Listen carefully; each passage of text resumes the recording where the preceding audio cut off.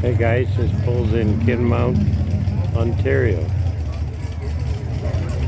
It's an 84 Chevy, I believe.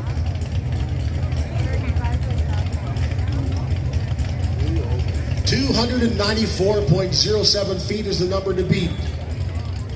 Laid down by Lloyd Gibson in the Dodge from Arthur.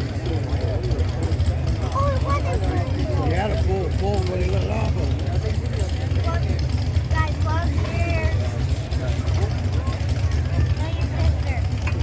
Green flags, green lights, Roger Tennant, Port Perry and the Noise can play.